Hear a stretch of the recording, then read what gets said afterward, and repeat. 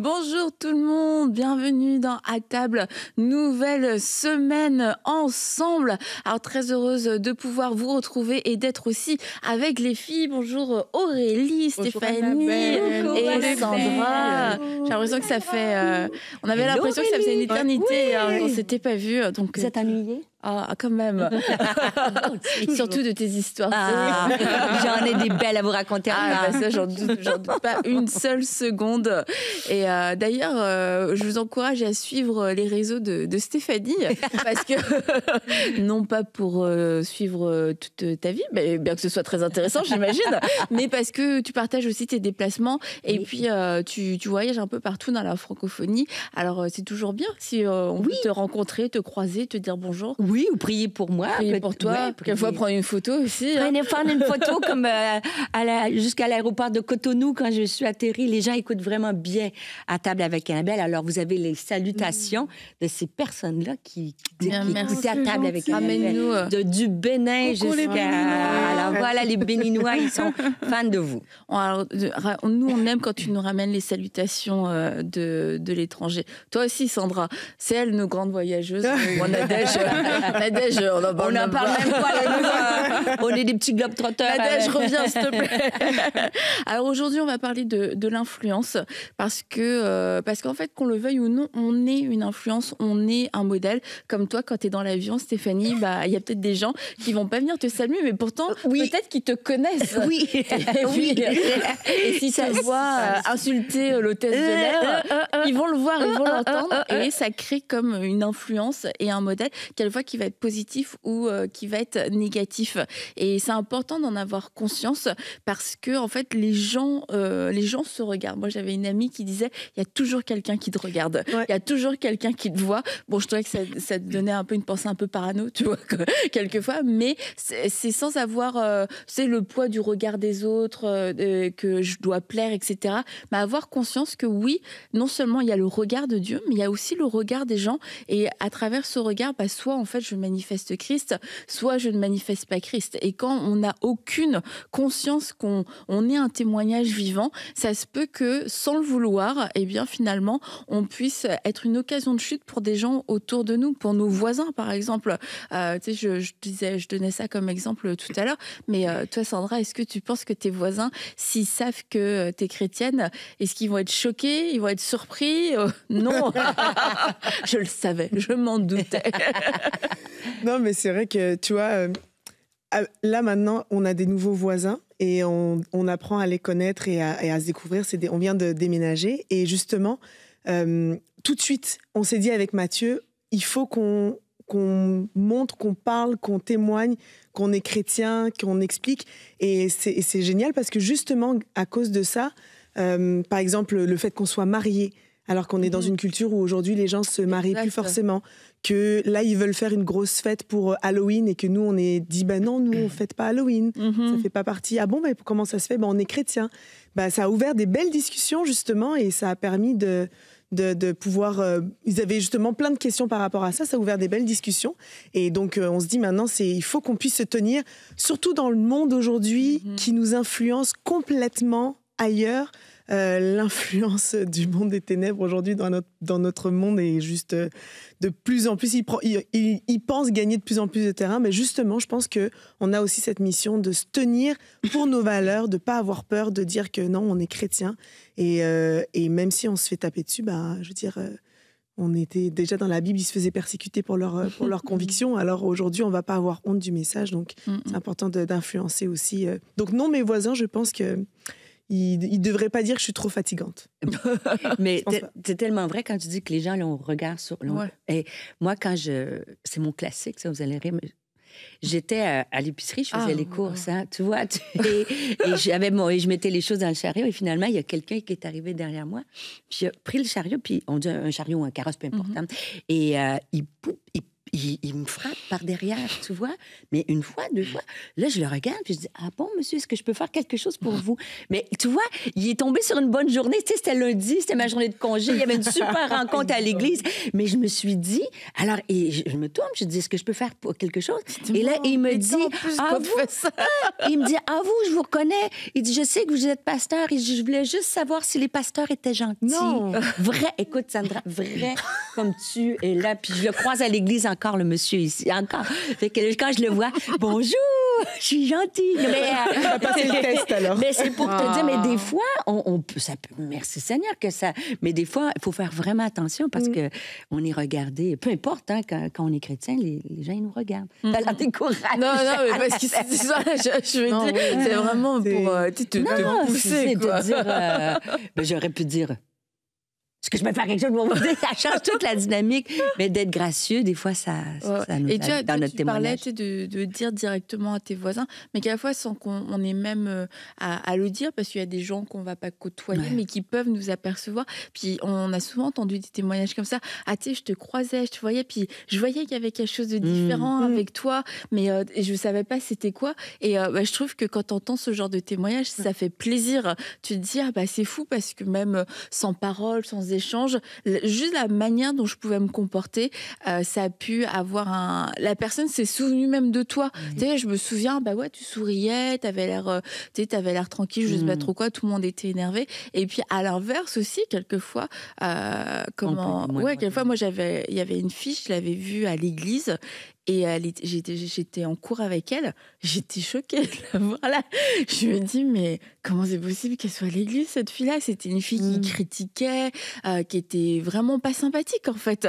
Et je me dis, mais de toutes les filles que je pouvais connaître quasiment dans mon école, franchement, c'était une des pires. Et je comprenais pas qu'elle soit à l'église. Non, mais je me suis dit, c'est fou quand même qu'elle soit à l'église. Mais tu vois, ça, c'est le contre-témoignage aussi. Et elle m'avait jamais dit qu'elle allait à l'église, qu'elle était chrétienne ou quoi. Mais quand je l'ai vue, je me suis dit, si c'est ça d'être chrétien, ça me fait un peu peur, moi. Mais bon. Mais en plus, toi, t'es chrétienne. Imagine-toi, pour un inconverti, ben oui, quand la personne, c'est ça, quand la personne se dit chrétienne, mais finalement, son comportement n'est pas en accord avec qui elle dit, ça fait un mauvais témoignage. Parce que c'est vrai que les gens ont des attentes envers nous. Si on affiche notre foi, comme tu dis, il faut quand même que ça concorde avec nos actions. Ça ne veut pas dire qu'on est parfait, mais au moins qu'on a une... c'est dur d'en parler. D'en parler depuis tantôt, je me dis, waouh! Parle-nous de nos imperfections. Aurélie, c'est toi qui est notre... Non, c'est juste que... Moi, je pense que... on peut pas parler de ça sans parler d'authenticité quelque part. Absolument. Parce que c'est pas parce que il y a peut-être un événement négatif qui est arrivé que ça remet en cause ta chrétienté. Non, ça c'est certain. Donc, faut pas que les gens pensent qu'il faut absolument être, toujours droite, parfait, etc. Mais c'est sûr que, qu'on le veuille ou pas, les gens vont nous regarder. Et sur la base de ce que les gens vont voir, en fonction, parce qu'on parle d'influence, en fonction de ce que tu représentes pour cette personne-là, la personne aura tendance à t'imiter ou pas, à se dire, OK, moi, je veux bien être comme cette personne ou pas du tout. Donc, il y a le côté où quelqu'un te voit, mais il voit quelque chose qui le pousse à l'imitation, tu vois. Et oui, il y a des gens qui vont te voir, il y a des parts de toi qui vont pousser cette personne à t'imiter. Il y a d'autres parts que la personne va vraiment reconnaître que dans ce domaine-là, moi, je ne veux pas imiter Aurélie, tu vois. Je ne veux pas être comme Aurélie qui est à la fin. Moi-même, Aurélie, tu vois, mais... Tu ne veux pas être toi-même, Aurélie. Je veux peut-être être comme Aurélie ailleurs, tu vois. Donc, il y a des personnes, je pense que les gens savent quand même discerner à ce niveau-là. Mais par rapport à l'influence, tu vois, il y a des choses qu'on communique. Il y a, même sans parler, il y a la façon dont tu es quelque part, ça communique un message. Maintenant, quand tu ouvres la bouche, ben oui, on s'attend à ce que ça suive quand même, parce que l'insensé, quand il ne parle pas, il paraît sage. Tu vois, on s'attend à ce que le message aussi suive, on s'attend à tout ça, mais il faut réaliser que dans toutes les positions dans lesquelles on est susceptible d'influencer quelqu'un. Pas forcément tout le monde, mais on est susceptible dans toutes les positions qu'on est d'influencer quelqu'un. Tu es susceptible d'influencer tes voisins, Peut-être ce qui va les attirer, c'est que ta pelouse, elle est bien tondue, je ne sais pas, ou autre chose. Mais on est susceptible d'influencer des gens. Et encore plus avec les réseaux sociaux aujourd'hui et tout ce qui se passe, il y a ces susceptibilités-là. Et une fille qui m'a écrit un jour pour dire que j'étais allée à la retraite du pasteur Mohamed Sanogo. J'étais avec certains de mes amis, mais j'étais dans la file, comme tout le monde. J'attendais mon tour. J'ai fait la file. Bon, je n'ai pas fait toute la file parce qu'on est venu me chercher, mais l'attention était là. Mais elle voyait, tu vois. Elle voyait tout ça. Et elle m'a écrit pour me dire, et une semaine avant, on avait fait notre conférence de Pentecôte, je pense, pour me dire, mais je t'ai vu au métro devant 1000 personnes en train de parler. Mais la semaine d'après, je t'ai vu dans une file, genre comme tout le monde. Mais bon, pour moi, je suis comme tout le monde, tu vois. J'étais dans une file et tout. Et ça, il disait que ça l'a profondément marqué et tout, etc., etc., etc. Et moi, je m'étais dit, mais moi, dans cette file-là, moi, je rigolais avec mes amis. J'avais même aucune conscience de tout ça. Mais la façon dont la fille m'a écrit, c'est quelque chose qui était tellement significatif pour elle de le faire, tu vois. Et là, je me dis, OK, Aurélie, peut-être que cette fille-là, vu qu'elle a appelé ça humilité, peut-être qu'elle va se dire, je veux être humble par rapport à ce que j'ai vu et ça va l'aider à développer l'humilité dans sa propre vie à elle, d'une manière ou d'une autre, tu vois. Et je pense qu'à ce niveau-là, on ne peut pas forcément contrôler ça, mais il y a des choses que les gens vont vouloir chez Annabelle, peut-être dans un aspect de sa vie, mais il ne faut pas qu'Annabelle soit comme... OK, maintenant, il faut que Annabelle devienne parfaite et tout, parce que Annabelle influence. Tu vois, moi, je pense qu'il y a quand même une balance. Tu as dit le mot authenticité. C'est ça. En fait, c'est de être. Quand on est, ben, on n'a pas besoin de faire. Tu es qui tu es. L'humilité, ça... Je dis pas, aujourd'hui, je vais être humble. Tu comprends? Tu recherches l'humilité, tu recherches les fruits de l'esprit.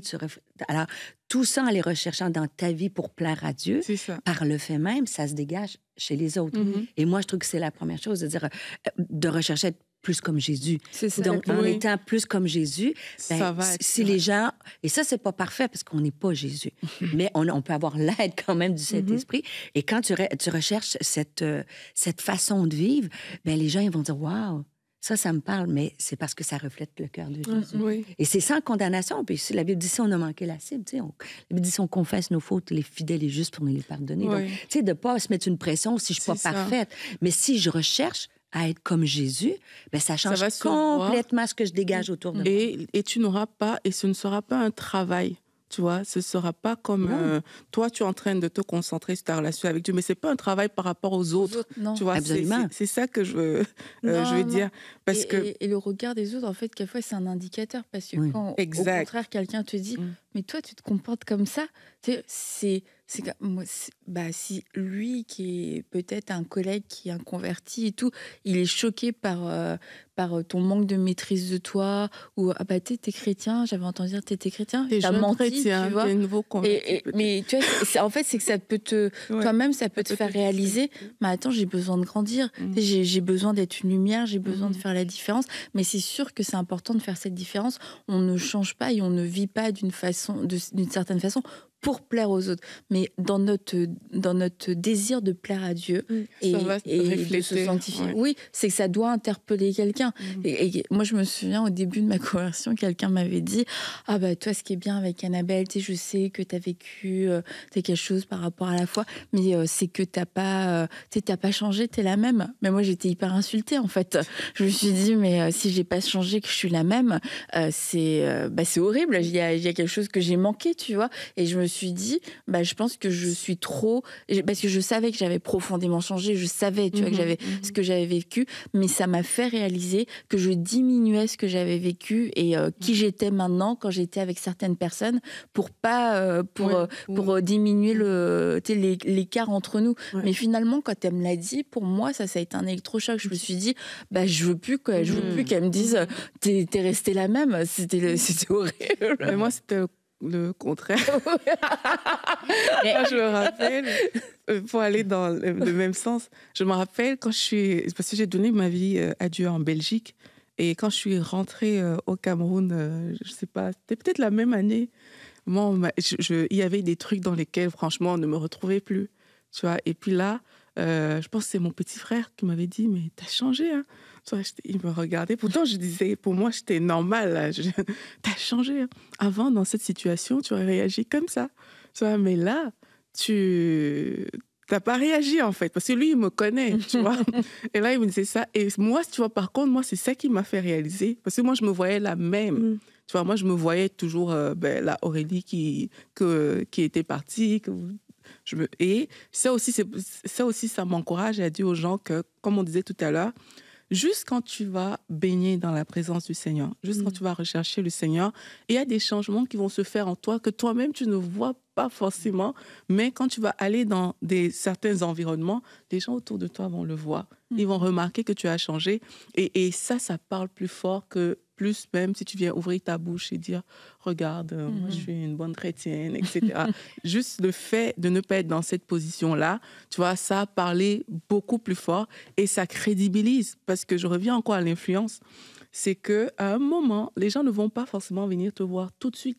Mais quand il a fallu, dans l'environnement de mon petit frère, par exemple, chercher un chrétien, c'est moi qui va venir appeler. À ce moment-là, quand lui, il est prêt, tu vois, et ça, je l'ai vu plusieurs fois. Quand il a fallu que mes amis avec qui je sortais avant dans le passé, bon, on m'a un peu rejeté, entre guillemets, tu vois, mais quand ils ont rencontré des problèmes sérieux dans la vie où ils sentaient qu'ils avaient ils avaient besoin de Dieu à ce moment-là, qui ils sont venus chercher?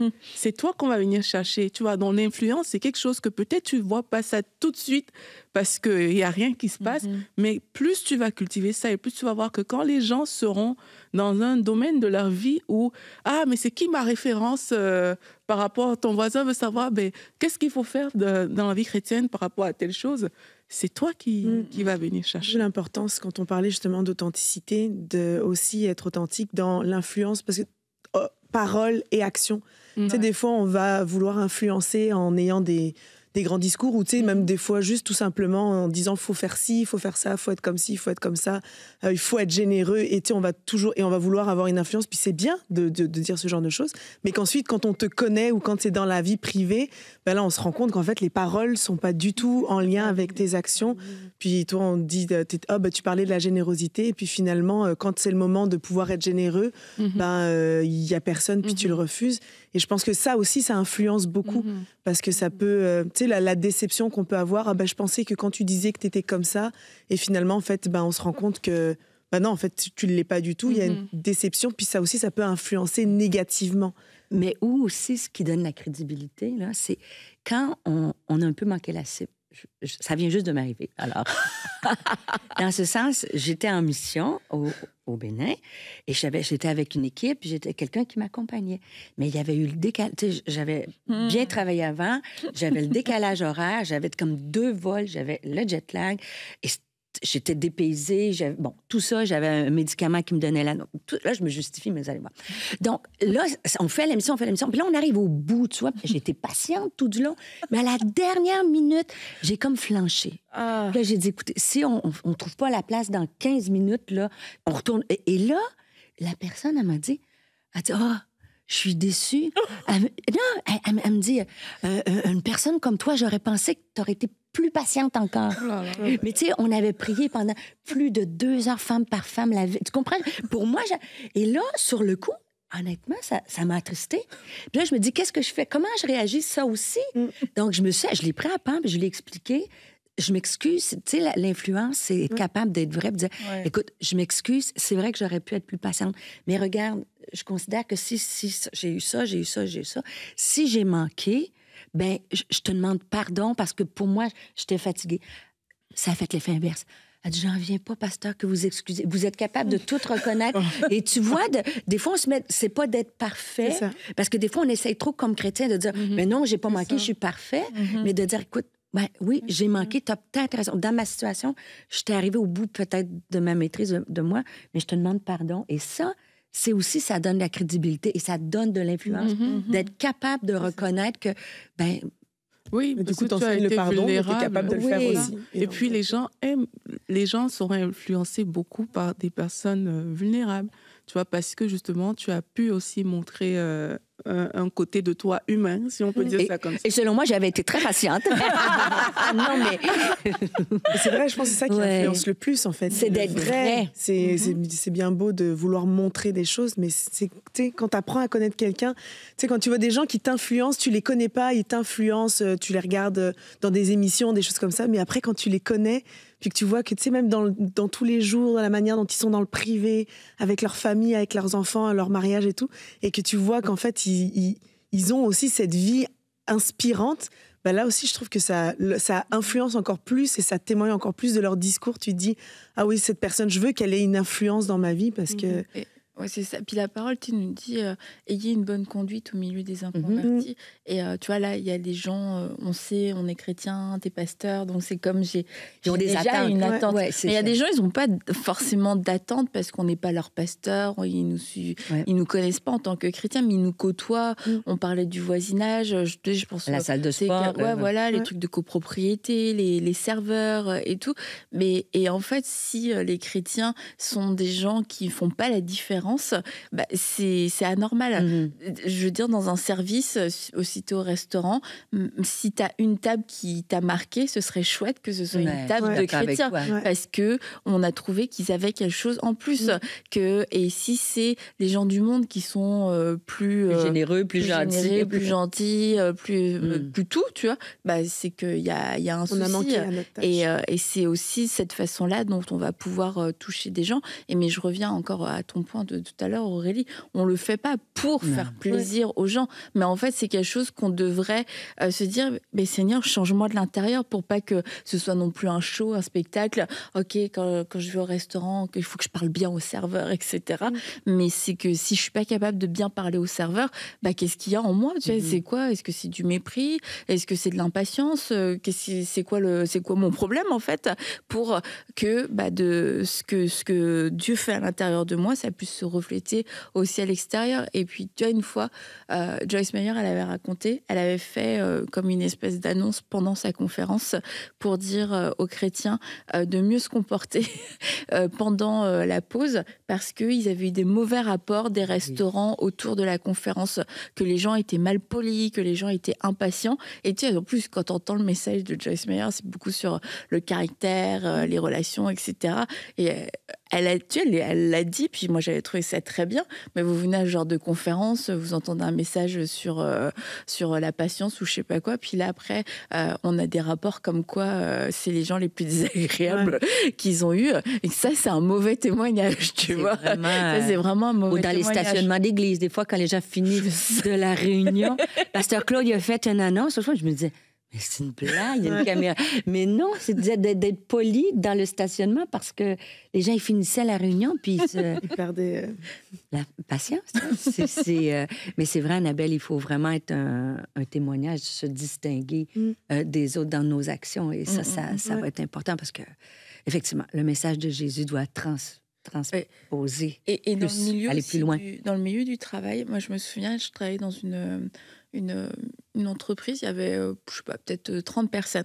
Et il y avait une femme, en fait, elle travaillait, elle était une des directrices, mais elle était tout le temps, elle était concentrée sur son travail, elle restait pas aux pauses parler de tout, enfin, elle discutait avec les gens, mais elle critiquait personne, en fait. Elle critiquait jamais personne, et elle était avec son équipe, elle était disponible, vraiment une bonne chef. Elle était pas chrétienne, mais en fait, après, je me souviens, il y avait des filles qui m'avaient parlé, puis elles m'avaient dit, tu vois, cette femme-là, même si elles n'avaient pas trop d'interaction avec elle, bah, je la respecte. Je la respecte, et puis un jour, si je peux monter les échelons, bah, c'est à elle que je voudrais ressembler.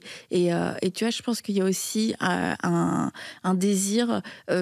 dans n'importe quelle sphère où on est, de trouver quelqu'un qui nous inspire, de trouver un modèle, quelqu'un qui nous enseigne, et ça peut être même en tant que, quelquefois, les profs, tu trouves une prof qui t'inspire, une collègue, la manière dont elle parle à ses enfants, dont elle parle à son mari, et c'est de, même sans prêcher, sans même les amener à l'église, même si on veut que les gens se convertissent, mais qu'à ce niveau-là, se dire, bah, je peux inspirer quelqu'un, la manière dont je vais parler de mes enfants, ça va peut-être inspirer quelqu'un. Là, maintenant, ça se fait plus trop, mais il y a eu toute une mode mode à un moment où on parlait mal des enfants, tu vois.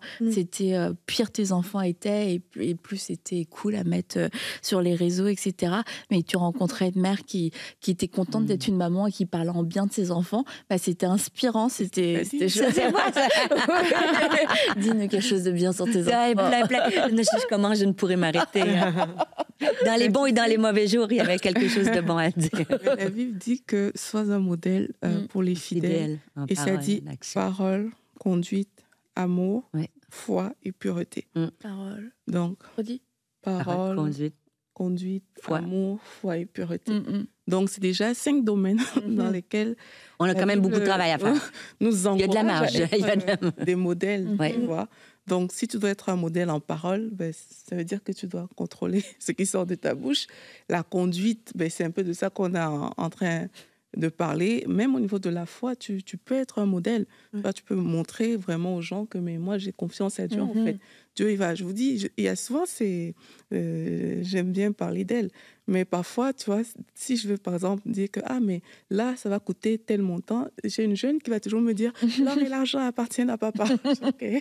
Waouh, t'as la foi. Tu vois, du coup, parfois, même moi, avant de le dire, je vais juste penser que, OK, ben, l'or et l'argent appartiennent à Dieu, en fait. Donc, t'as pas besoin de t'inquiéter pour ça. Ça semble bête, parce que c'est une petite phrase, tu vois, mais ça interpelle quand même, tu vois. Tu dois aussi être un modèle au niveau de la pureté. Il y a des gens, c'est parce qu'ils vont voir que tu ne fais pas certaines choses qu'ils seront OK. C'est vrai. Tu vois, si quand tu vas dire un certain message, parce qu'on te voit vivre, là, ça va passer. Là, les gens vont vouloir te ressembler à ce niveau-là. Donc, moi, je pense que il faut être conscient que dans la Bible, nous encourage à être des modèles à différents niveaux, tu vois, dans notre façon d'être. Et il faut juste demander à Dieu, en fait, je veux mettre en pratique ta parole. Tu vois, quand je regarde aujourd'hui ma vie, et puis je regarde la parole, peut-être qu'il y a un décalage à tel niveau. Peut-être au niveau de mes paroles, j'ai l'impression que je ne suis pas un modèle. Seigneur, est-ce que tu peux m'aider? Tu vois, au niveau de ma foi, je sens que je ne suis pas la personne la plus confiante en Dieu, tu vois. S'il y a un problème, j'aurais peut-être plus tendance à dire on va couler, tu vois. Ou alors de dire mais non, Dieu va... Tu vois, je pense qu'on doit juste prendre conscience que dans la Bible vous encourage à être des modèles. Et la Bible nous donne différentes directions par rapport à ça et commencer à travailler petit à petit. Tu vas voir que dans certains domaines, là, j'ai l'impression que oui, je peux influencer plus positivement, mais dans d'autres, peut-être qu'il faut que je travaille un peu plus. Et en méditant juste la parole de Dieu par rapport à ça, ça va nous transformer aussi. Et alors qu'on est transformé, on va reproduire des choses qu'on a entendues. Et par rapport à ça aussi, petite parenthèse, il faut qu'on mette en pratique la parole. Parce que parfois, j'ai l'impression qu'on connaît beaucoup. La connaissance, elle est là. Mais tellement il y a peu de pratique qu'on se retrouve à être des gens qui prêchent, mais pas être des gens qui vivent les choses que nous-mêmes, on est en train de prêcher. Et ça concerne tout le monde. C'est qu'il faut vraiment se donner pour standard. Si je veux vraiment être quelqu'un qui influence, je dois apprendre à mettre en pratique la parole de Dieu. Juste mettre en pratique la parole de Dieu par rapport à ce que le Saint-Esprit va me montrer, tu vas voir que tu auras une influence positive sans faire un effort, que ça concerne personne d'autre que toi et la parole. Tu vas voir que, OK, en fait, au lieu de critiquer ici, au lieu d'être impatiente, mais j'ai fait preuve de patience, tu vois. Ça, juste parce que tu as une relation avec la parole de Dieu, ça va produire cette influence-là auprès des autres. Et moi, je pense que c'est notre défi aussi dans cette génération, c'est de mettre en pratique la parole. Déjà, de lire et de mettre en pratique la parole de Dieu, vraiment, de savoir que ce verset, ça veut dire quoi pour moi, et de le pratiquer. Et ça va faire de toi une personne influente. Tu vois, le verset que tu as mentionné, justement, je me l'ai été noté, soit un modèle, mais juste avant, ça dit que personne ne méprise ta jeunesse. Je pense justement aux jeunes, avec toute l'influence aujourd'hui des réseaux sociaux, ce genre de choses, et de réaliser à quel point l'influence est quelque chose qui peut être contagieux. Puis tu sais, on le voit rapidement sur TikTok, sur Instagram, d'un coup, tu as une trend qui sort, puis tout le monde va faire la même chose. Tu sais, tout le monde se fait un peu... on est vite contaminé par ce genre de choses, puis on veut le faire.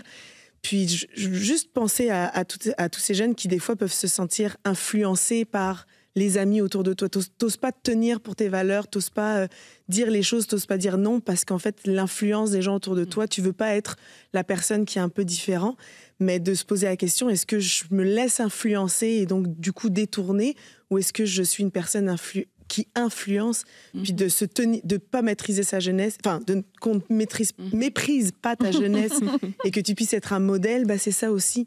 C'est de finalement avoir conscience de cette influence-là, puis de se tenir pour cette influence, de se dire, OK, non, moi, je vais être une influence auprès de mes amis pour ma pureté, je vais être une influence auprès de mes amis sur mon caractère, sur mes valeurs, sur mon éducation, sur le fait de ne pas fréquenter n'importe qui, le fait de ne pas consommer des choses que je ne dois pas consommer. Même dire non. Et même dire non, de savoir dire non, de savoir être peut-être des fois la personne qui va être peut-être passer plate, mais on est vite influencé par toutes sortes de choses qu'on voit sur les réseaux. Mais de nous, au contraire, en tout cas, je veux vraiment encourager les jeunes aussi à être capables d'avoir cette influence, puis de ne pas en avoir peur. Quoi. Mais même des femmes qui disent des jeunes, parce qu'on pense souvent influencer les réseaux, être populaire, mais je suis sûre que certaines écoutent l'émission et vont dire, moi, je ne suis pas une femme d'influence. Mais comme tu dis, quand j'enseigne sur le leadership, ça disait presque, le chiffre, mais on va influencer, peu importe ta position, 10 000 personnes dans une vie. 10 000. 10 000. Donc, dans toutes tes relations quotidiennes, à l'épicerie, comme tu dis, à la salle de sport. Donc, c'est de réaliser, tu sais, quand ça dit, vous recevrez une puissance et vous serez mes témoins. On est tous appelés à recevoir cette puissance-là, à être un témoin de Jésus-Christ partout. Donc, chacune d'entre nous, on a une position d'influence. Et l'influence, c'est pas juste avec un micro ou c'est pas juste sur TikTok ou Instagram. Et j'aimais beaucoup, Anne-Noël, quand tu disais, c'est vrai qu'à la salle de sport, à l'épicerie, des fois, on cherche l'influence dans nos cercles chrétiens, mais avant tout, être influente dans mon quotidien, dans l'avion, ma voisine, partout, et on serait surpris de qui Dieu met sur notre route. Des fois, c'est impressionnant. On croit qu'on a besoin d'un gros temps. À ma salle de sport, c'est vraiment Dieu me met des femmes sur ma route qui ont des défis avec leurs enfants, et c'est une influence, sans même qu'ils savent que je suis chrétienne, mais juste d'être là, écouter, et j'impacte là. Sinon, micro 1 à 1, tu vois. J'aime ce que tu dis dans le fait que, justement, ça prend pas un micro, ça prend vraiment juste d'être quelque part. Ça, c'est on a des stéréotypes, Je me rappelle, ça m'avait traumatisée. Je pense que j'en ai déjà parlé plusieurs fois. C'est un grand mot, mais je me rappelle, j'ai une amie qui me faisait souvent des tresses quand j'étais en Belgique. Et puis, vu que j'allais chez elle, il y avait ses autres amis qui venaient, etc. Et elle parlait toujours des choses un peu bizarres, tu vois. Caractère salace, c'est tout. Mais moi, je répondais jamais. Donc, c'est comme, je me sentais pas concernée par ces discussions-là. Et puis, elle me connaissait déjà. Donc, ses amis venaient de temps en temps, on parlait quand j'allais me faire des tresses. Et puis, un jour, j'ai répondu comme elle. Un jour, j'ai osé aussi faire comme une blague, comme elle faisait. Et puis, c'est elle qui m'a arrêtée. D'habitude, quand on parle de ça, tu dis rien. Tu vois, qu'est-ce qui s'est passé? Et là, ça m'a donné une leçon ce jour-là. C'est pas parce que les gens ne te disent pas que, OK, Aurélie, on a remarqué que toi, t'es pas une fille qui parle de cette façon-là, qu'ils ne le voient pas, en fait. Les gens, ils voient les gens voient. Ils vont pas te le dire, tu vois, mais ils voient que, OK, d'habitude qu'on parle de ce genre de sujet, Aurélie n'est pas concernée par ça, tu vois. Mais là, il a fallu qu'une seule fois... j'ose faire comme elle quelque part, et puis là c'est elle qui m'a reprise par rapport à la situation. Tu vois, donc les gens te voient, comme tu dis Stéphanie, t'as pas besoin d'être, tu vas à la salle de sport, les gens te regardent, ils te voient. Il y a des choses que les gens pensent quand ils te voient, ils pensent en fonction de comment tu es. Il y a tout un imaginaire qui est là en fonction de ce que tu dis. Il y a des choses qui se passent dans la tête des gens, et ces choses-là, ça les influence en fait. Ça les influence au point où ils vont pas te le dire. Écoute, ça m'influence quand tu fais telle chose. Ils vont pas te le dire, mais quelque part, sache que il y a eu un dépôt que tu as fait dans la vie de certaines personnes. Partout où on est, il y a un dépôt. Maintenant, c'est à nous aussi, avec la croissance spirituelle qu'on a, le Seigneur qui nous transforme, etc., d'aspirer à laisser des bons dépôts, tu vois. Moi, je sais que j'ai cette conscience quand je rencontre des jeunes. C'est comme si tout de suite dans ma tête, j'ai pas la conscience quand je suis avec des personnes forcément d'un certain âge, je vais dire. Mais c'est comme si tout de suite dans ma tête, il y a quelque chose qui me dit, je peux être un modèle pour cette personne, tu vois. Et c'est sans que je fasse d'efforts, la façon dont je vais me comporter avec peut-être quelqu'un qui est plus jeune sera peut-être un peu plus différente que quelqu'un qui ne l'est pas forcément. Parce que oui, mais qui est comme peut-être acquis ou je sais pas. Parce que... Après, je pense que ça dépend vers qui Dieu nous appelle. Il y a des gens avec qui on est plus sensible. Toi, ça va être les jeunes parce que les jeunes aussi te regardent et ce que tu dis a un impact. Je dis pas que t'as pas d'impact sur les moins jeunes, mais naturellement, ce truc se fait. Et c'est de savoir aussi, c'est qui les gens que Dieu me donne. Ouais, c'est ça. Mais c'est vrai que pour les jeunes, ils regardent les adultes. Tu sais, quand t'as 20 ans... On est déjà trop vieux. Non, mais quand t'as 15 ans, t'as 20 ans, et tu vois des... Non, mais tu voyais... On n'a pas exactement le même âge, mais moi, je voyais des gens qui, aujourd'hui, j'ai leur âge, mais pour moi, ils étaient... à cette époque-là. Ils étaient très âgés, très avancés, mais tu vois, parmi ces gens-là, il y a des gens qui m'ont marqué en bien, mais il y a des gens qui m'ont marqué en mal. Et il y a des gens qui ont pu avoir des paroles pour toi, ça t'a encouragé. Et tu sais, c'est même des gens que t'as pas connus longtemps, etc. Mais tu sais, ça t'a fait quelque chose, t'es jeune, tout le monde, ça prend pas forcément du temps pour toi, pour t'écouter, te donner un conseil. Et moi, je trouve ça, c'est un vrai dépôt. Et d'avoir conscience, en fait, que dans la vie de quelqu'un, on peut avoir cette influence, ça peut être une parole. Ouais. Moi, quelquefois, j'ai revu des gens que j'ai croisés peut-être 1 ou 2 fois. Tu sais, je me souviens, quand on s'est vu, tu m'avais dit ça. Puis j'y ai souvent repensé et ça a eu un impact dans tel et tel domaine de ma vie. Tu sais, souvent, alors que toi, tu ne te souviens même pas que tu as dit ça, tu vois. Mais quand on me le dit, je me dis, c'était bien ce que j'avais dit. mais c'est le verset qui dit d'être un exemple en amour. Je pense que si on recherche l'amour, quand on aime les gens, c'est plus facile, je pense, même les gens qui sont plus difficiles à aimer, de dire, Seigneur, donne-moi de l'amour et d'influencer de certaines choses. Et moi, je trouve que ça, c'est important aussi en parole, mais en action. Et moi, il y a des choses que j'aime faire, mettons, quand je voyage, puis je vais rencontrer des mamans, des femmes dans le ministère, puis ils ont des jeunes filles, tu sais, des jeunes ados, jeunes adultes. Et là, j'aime ça. Des fois, je vais laisser à la porte de leur chambre une paire de chaussures, tu sais, quand ils ont ma grandeur de la taille de pied. Ou bien là, la dernière fois où j'étais au Bénin, cette femme-là, sa fille, ils ont été élevés au Québec, mais élevés en France depuis des années. Ses biscuits préférés, c'était des pâtes d'ours. Mais moi, je me suis dit, les biscuits qu'ils ont ici, ils n'ont pas en France. Fait que moi, je me suis dit, des pâtes d'ours. Tu sais, ça m'avait l'air ridicule. On est des pâtes d'ours.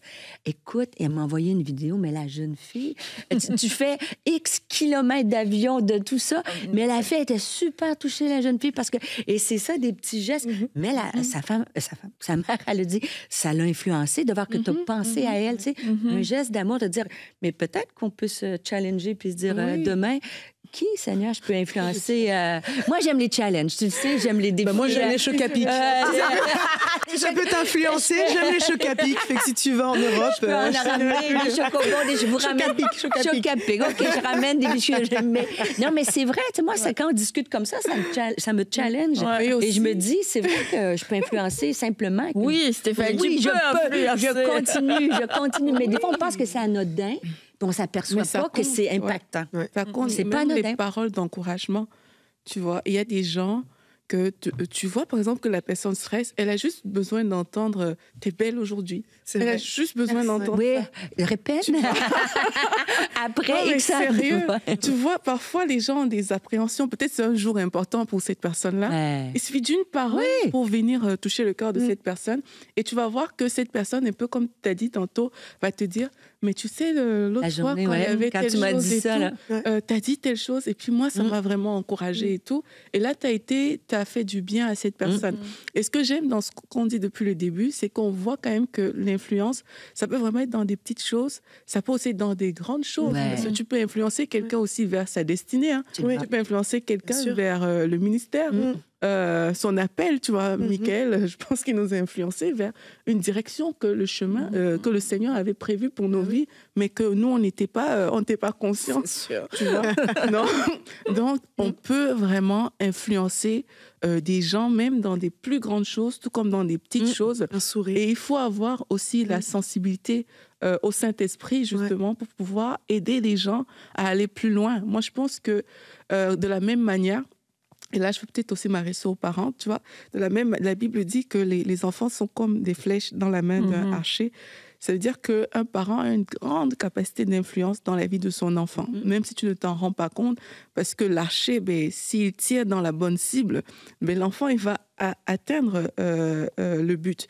Et il faut vraiment prendre la conscience en tant que parent que tu as une influence dans la vie de ton enfant et il faut vouloir le manifester en fait avec des bonnes paroles. Et cette influence concerne même la destinée de cet enfant-là, de vouloir vraiment semer, investir dans sa destinée. Et certaines personnes, vous regardez peut-être vos enfants aujourd'hui, c'est peut-être pas par la prière, c'est peut-être pas par les paroles que vous allez les influencer, mais dans la prière, il y a des influences qui peuvent se faire dans la vie de vos enfants. La prière peut changer le cercle amical d'un enfant. Et ça, c'est de l'influence.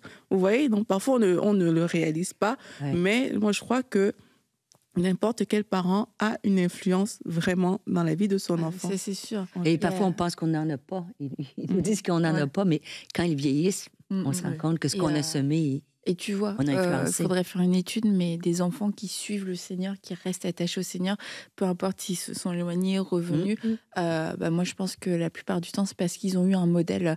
Et quand ils ont eu un modèle, un faux modèle ou un mauvais modèle de religion, c'est des enfants qui s'éloignent et qui ont beaucoup plus de mal à revenir après. Et je veux terminer en remerciant les partenaires, parce que vous êtes des modèles aussi, vous êtes une influence, et vous le faites alors de façon, pour certains, plus caché, plus privé, parce que tout le monde n'est pas au courant que vous êtes partenaire, que vous soutenez une œuvre chrétienne, mais Dieu est au courant. Et je vous encourage aussi à pouvoir briller en partageant notamment les émissions, en étant aussi, partenaire dans la diffusion. On est déjà diffusé, c'est sûr, sur Free, sur Canal+, sur le satellite, etc. Mais vous pouvez aussi participer à la diffusion en donnant le lien, en partageant une émission à d'autres personnes, parce que je crois que ça peut faire toute une différence. On a dit, il y a des gens qui viennent auprès de nous, qui viennent autour de nous, que Dieu nous envoie, et je crois que les émissions, ça reste un moyen hyper efficace et pertinent que de pouvoir apporter l'évangile. Quelquefois, on n'a pas 40 minutes, on n'a pas 28 minutes à partager avec une personne, mais on peut leur donner une émission de façon inspirée sur un thème qui va peut-être les toucher, et ça peut changer leur vie. On reçoit beaucoup de témoignages de gens qui sont revenus au Seigneur, de gens qui ont été aussi sauvés à travers les émissions, et de gens qui ont compris, qui ont eu des révélations dans la parole de Dieu à travers les émissions. Alors n'hésitez pas à partager les émissions, et un grand merci à toute la famille des partenaires de nous permettre de pouvoir faire ça, et de pouvoir ensemble être des modèles, de pouvoir briller dans toute la francophonie à travers la diffusion de programmes chrétiens. Ça fait la différence dans le paysage médiatique, et vous le savez, mais la francophonie en a besoin. Alors un grand merci à vous, et on se retrouve mercredi pour une prochaine émission à table avec Annabelle. Bye bye.